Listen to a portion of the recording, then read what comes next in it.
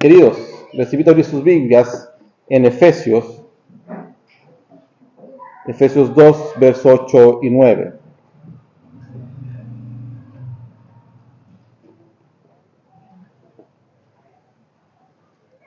Efesios 2, el verso 8 y 9.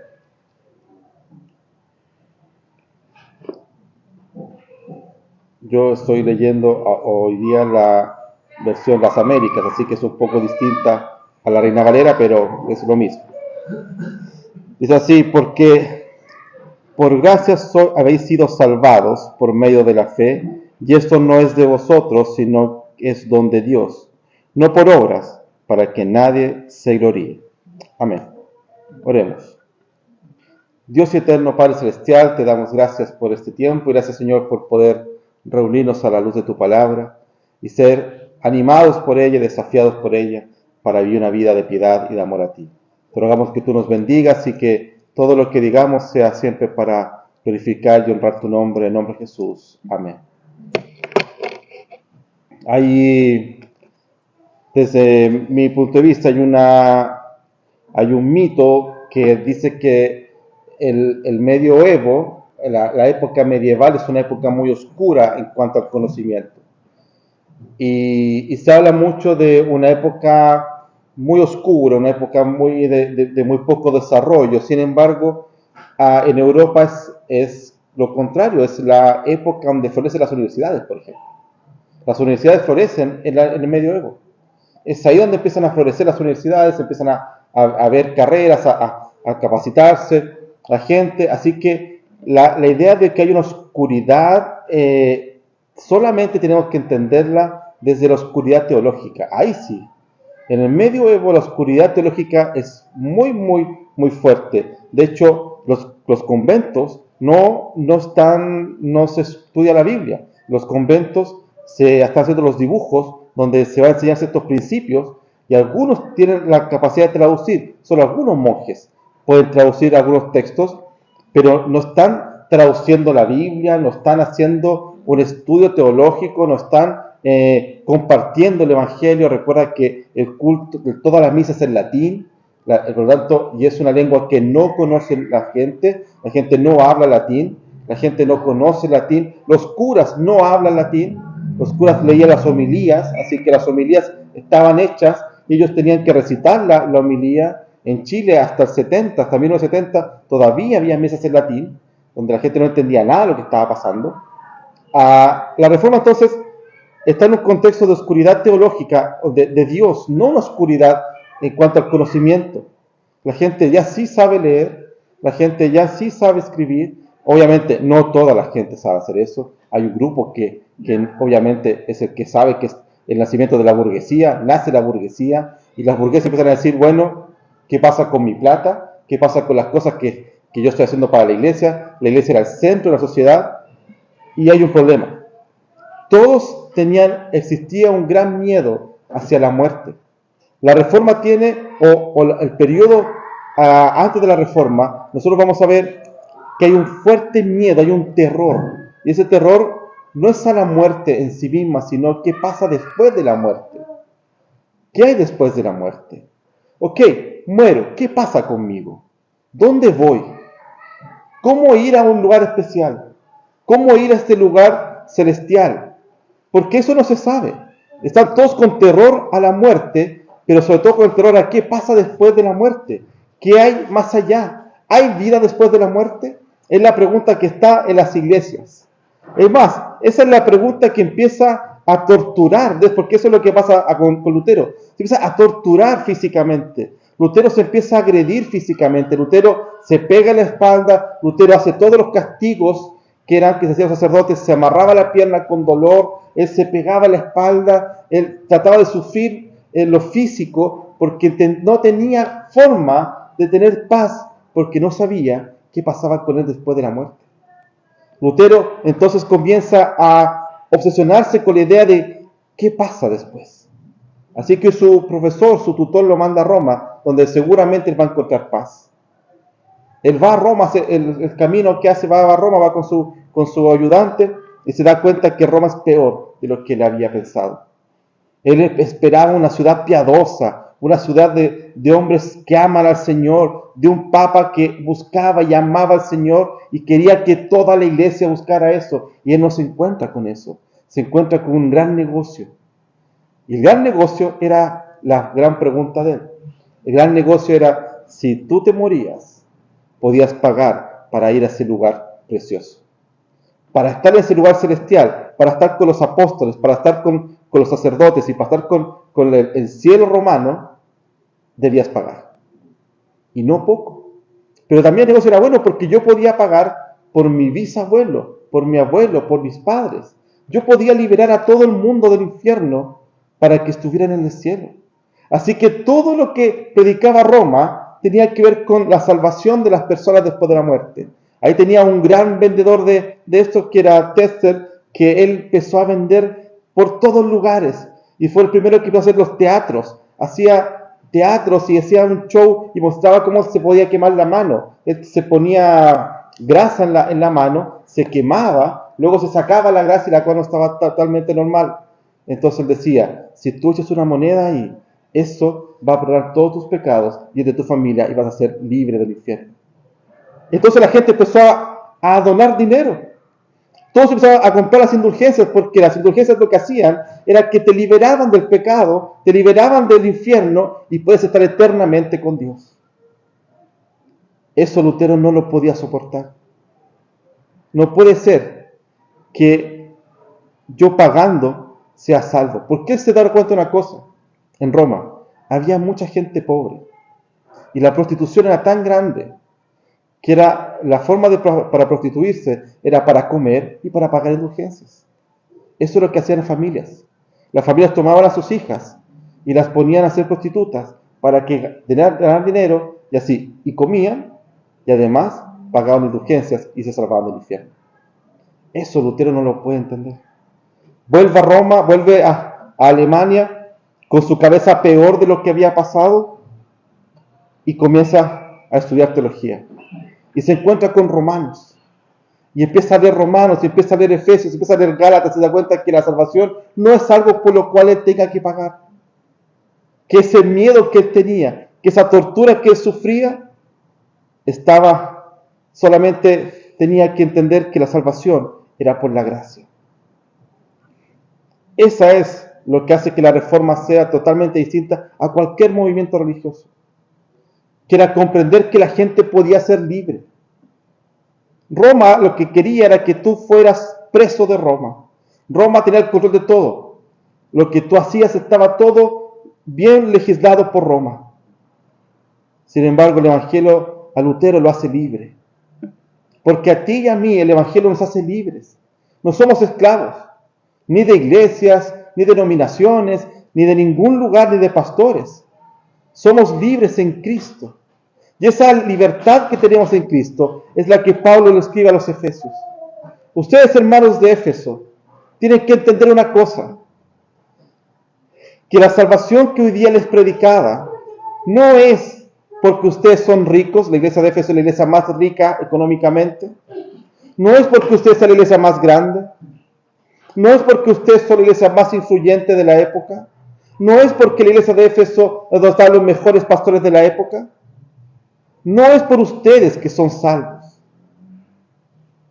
Es porque por gracia sois salvos. Lo que debemos agradecer a Dios es precisamente ese regalo. El regalo de la salvación gratuita. Un regalo que no merecíamos, pero que Él libremente, Dios libremente en su soberana voluntad y libertad, Él te escoge y te da un regalo. La salvación. Eso para la Reforma del siglo XVI es terrible cuando lo escuchan. Porque ¿por qué ser libres si estamos acostumbrados a ser esclavos? Todos nosotros estamos acostumbrados a ser esclavos. Porque somos esclavos del pecado. Así que vivimos una mentalidad de esclavitud siempre. Pero el Evangelio te transforma esa mentalidad y te dice, ok, ahora tú eres libre. Pero no es algo que nos guste mucho, porque también nos dice que somos libres, entonces somos responsables de nosotros. Eres libre no para hacer lo que tú quieras, eres libre para obedecer la voluntad del Padre. O de alguna forma, como el mismo apóstol Pablo dice, ya no soy más esclavo del pecado, más ahora yo soy esclavo de Jesucristo. Así que la salvación es un acto de Dios soberano y gratuito, y que por gracia nos es dado a nosotros. Tristemente la iglesia ha olvidado que su mayor tesoro, su mayor regalo, es la salvación de Cristo. En las 95 tesis está la tesis 63 o 65, yo nunca me acuerdo qué tesis es, pero en una de esas dos tesis Lutero dice que el regalo más hermoso y precioso de la iglesia es el Evangelio. Es la tesis más linda que hay de las 95, por lo menos la que a mí me gusta. El Evangelio es el tesoro de la iglesia. No los castillos, no el oro, no los huesos de los santos. La salvación es lo más lindo de la iglesia. Lo que hemos olvidado nosotros es que lo más lindo que tenemos es la salvación en Cristo Jesús. Que no nos costó nada. A ti no te costó nada. Pero a Dios le costó su Hijo. Dios tuvo que enviar a su Hijo. Su Hijo tuvo que pagar tu pecado. Su Hijo tuvo que ir a la cruz, experimentar la soledad y la ira de Dios sobre él, para que gratuitamente tú pudieras decir, yo soy hijo de Dios. Para que gratuitamente tú puedas abrazar a Dios y decir, Él es mi Padre. El problema es que nosotros no estamos valorando eso. Sufrimos por tantas cosas materiales. Sufrimos por tantas cosas que según nosotros, nos complican. Y no valoramos lo más hermoso que tenemos, la salvación. Eso quiere decir que el miedo que existía de que a dónde se van a ir cuando mueran, tú no lo tienes que tener. Yo no tengo miedo de dónde voy a ir cuando muera. Tengo plena certeza de que si muero, parto con el Señor. Claro que sí, claro que amo estar en la vida, claro que amo estar con mi familia, claro que quiero estar más tiempo aquí, pero si Dios me llama, sé que voy a ir con Él. Y esa certeza, esa seguridad, solamente es por gracia. Y es eso lo que hemos olvidado como iglesia. La salvación es por gracia, porque es un acto generoso de Dios, no de ti. Por gracia sois salvos, por medio de la fe. Y esto no es de vosotros, sino es un don de Dios. Siempre he preguntado por qué Dios hace eso. ¿Por qué Dios llama a hombres y mujeres y los pone en sus filas? Lutero era un monje que le cayó un rayo en el trasero. Eso fue lo que le pasó a él. Él iba caminando y le cayó un rayo en el trasero. Y como le cayó un rayo ahí, él se encomendó a una santa, que era la santa de los mineros, donde su papá era un minero importante, Santa Ana, no sé, Cecilia, no sé cómo se llamaba la santa, y le dice, si tú me sacas de aquí, Ana, ¿cierto? Si tú me sacas de aquí, yo voy a ser cura. Y sale de ahí y esa se cura. Su papá le encara mucho eso y se enoja mucho porque él era abogado. Y él luego empieza a predicar. ¿Por qué llamó a Lutero? ¿Por qué llamó a otros hombres? Lutero vivía en un pueblo pequeño. ¿Por qué llamó a tantos hombres y mujeres? Solo porque él quiso. Porque él quiso tener ese pueblo. Bueno, porque eso es el don de Dios. Ese es el regalo de Dios. La gracia viene de un acto generoso de Dios, no de nosotros. Nosotros no podíamos ir, pero tampoco quisiéramos ir. No es algo que yo quería, no es algo que yo busqué. Yo busqué esto, yo quería esto, este era mi sueño. Siempre quise ser cristiano. Nunca pasó por mi cabeza eso, y por la cabeza de ninguno de nosotros pasó eso. Dios, en su infinito amor, en su don maravilloso, nos da la salvación. Es por eso que no podemos gloriarnos. Es por eso que no podemos decir, ¿sabes qué? Yo conseguí eso. Yo hice esto. Yo me sacrifiqué para hacer esto. Una de las cosas que me han gustado mucho de ver los panamericanos es que Hay gente de mucho esfuerzo. Gente de esfuerzo de verdad, que se levanta temprano, que se saca la mugre y por bajar 1 segundo de su marca, por bajar 2 segundos de su marca, y lucha por eso. Y pues es que yo conseguí eso. Yo me entrené para eso. Y así pude conseguir las marcas que tengo. Pero con respecto a la salvación, yo no puedo decir eso. Yo no puedo decir, ¿sabes qué? Yo estudiaba, yo me sacaba la mugre por esto, yo luchaba por escuchar el Evangelio y no lo conseguía. Nadie puede decir eso, porque es un don de Dios. Pero ese don es para que nadie se gloríe, para que nadie diga, yo lo conseguí, sino para que todos digamos, Cristo lo hizo por mí. Él me dio la salvación. Si hoy día eres salvo es por Cristo, no por ti. Si eres salvo hoy día es porque Cristo vino y cumplió la voluntad del Padre, se humilló hasta la muerte y hasta la muerte de la cruz.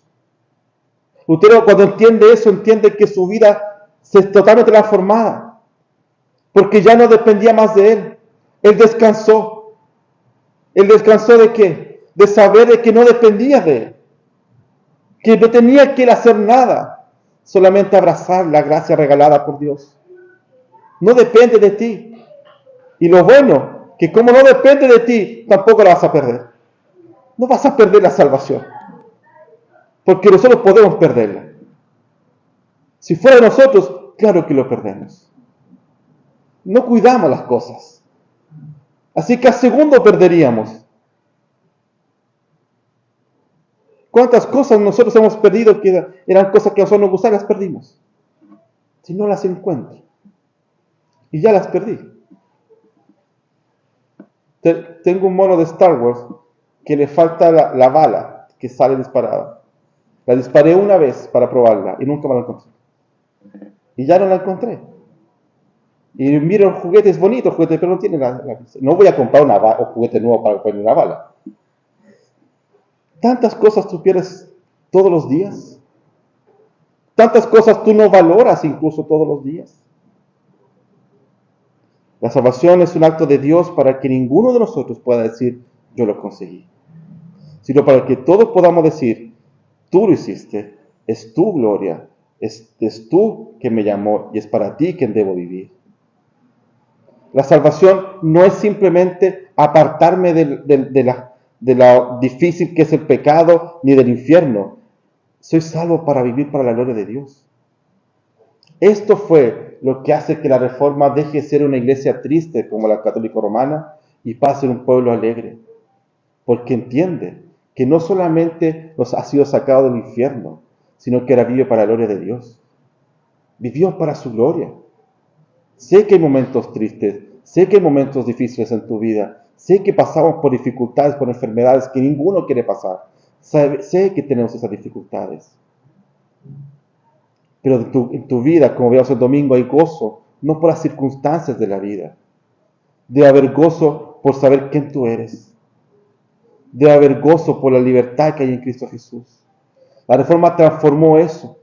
Entonces por eso que las iglesias comenzaron a llenarse. Porque la gente empezó a escuchar la palabra en su idioma. Porque la gente empezó a escuchar el Evangelio en su idioma. Porque la gente empezó a entender que el Evangelio les daba libertad. Es por eso que también el fracaso de Roma. Roma estuvo a 1 segundo de desaparecer, si no es por el Concilio de Trento, que de alguna forma lo levantó. Y porque exterminaron España la Reforma. Usted tiene la Biblia Reina Valera. Estos dos hombres que tradujeron la Biblia en español sufrieron fuertemente, muy fuertemente, la Inquisición española. Tuvieron que irse. Uno se fue a predicar a Inglaterra, otro se fue a predicar a Francia. No pudieron predicar en España. En España nos mataban a todos. En España la Inquisición mató a todos los que se les cruzó. Cualquier protestante que había, se les mataba. En Chile nuestros hermanos murieron. Murieron en la basura. Hermanos tuyos sufrieron por algo que tú tienes hoy día en tu mano y que no valoramos. Hoy día tus hermanos sufrieron porque vivían la libertad de Cristo. Hoy día no tenemos tiempo porque hay otras prioridades y dejamos el Evangelio de lado. Eso es lo que hemos perdido. Estos hombres y mujeres estaban apasionados no por las cosas que tenían, sino por quienes eran. Eran hijos del pacto eterno de Dios. El Dios de Abraham, de Isaac y de Jacob es tu mismo Dios. Y ese es el Dios que está hoy día en nosotros. Es el Dios que habita en ti, volver el Espíritu Santo. Es el Dios que anima nuestros corazones y nos dice que somos salvos. Hermanos, ¿qué más queremos? ¿No nos es suficiente la salvación de Cristo? ¿No es suficiente para el pueblo cristiano el llamarse hijos de Dios? ¿Qué tantas cosas más necesitamos? Dios está contigo. El Dios que te puede mirar de lejos. El Dios que puede simplemente, con hacer sonar sus dedos, destruir todo cuanto existe. El Dios que tiene el poder para quitar la vida y para dar la vida. Ese Dios, lleno de amor y misericordia, te amó tanto que envió a su Hijo para que tú no hicieras nada, simplemente creyeras. Y ahora vivas para su gloria. Hermanos, la reforma no es cambiar una iglesia, no es vestirse de una forma distinta, es volver a la senda antigua. Y esa senda antigua tiene marcado a Cristo en nuestros corazones. Si no vivimos para su gloria, si no somos un pueblo agradecido de tener un Señor y Salvador como Cristo, entonces hemos perdido la batalla. Entonces la iglesia ha perdido sentido. Entonces el cristianismo no tiene sentido. Si hay algo más importante para ti que el Evangelio de Jesucristo, entonces hemos perdido la batalla. Dios debe ser el centro de tu vida. Búscale todos los días. Humíllate todos los días y descansa en Él. Somos salvos por la gracia salvadora que nos limpió nuestro pecado, limpió nuestra maldad y nos reconcilió con el Padre. Eres hijo, eres hija y serás hijo y serás hija para siempre. Nada te apartará de eso. Y si un día Cristo te llama a su presencia, tú irás por delante de Él y gozarás de Él para siempre. Oremos. Padre eterno, Dios bondadoso, Dios del cielo, de la tierra y todo cuanto existe. Tú eres el eterno, el altísimo, aquel que muchos hombres y mujeres miraron desde lejos y se mantuvieron como viendo al invisible. Hoy nosotros, que somos tu pueblo, que somos aquellos que tienen el privilegio de conocerte, Padre eterno, que seamos un pueblo agradecido de que tenemos a Cristo como nuestro Señor. Padre, así como decía Job, si Dios da, Dios quita, a Él sea toda la gloria. Porque tú eres nuestro Señor, porque tú eres el dueño de nuestras vidas y porque vivimos seguros en tus manos. Padre eterno, que tu pueblo, que tus hijos, seamos agradecidos del tremendo sacrificio que diste a dar a tu Hijo. Gracias por la salvación. Gracias porque a mí no me costó nada, pero costó la vida de Jesucristo. Gracias, Padre, por la salvación. Gracias, Padre, por esa libertad. Gracias, Padre, porque no me puedo gloriar en Él. Solamente puedo descansar y puedo gozarme en ser salvo. Te damos toda la gloria, Señor, en nombre de Jesús.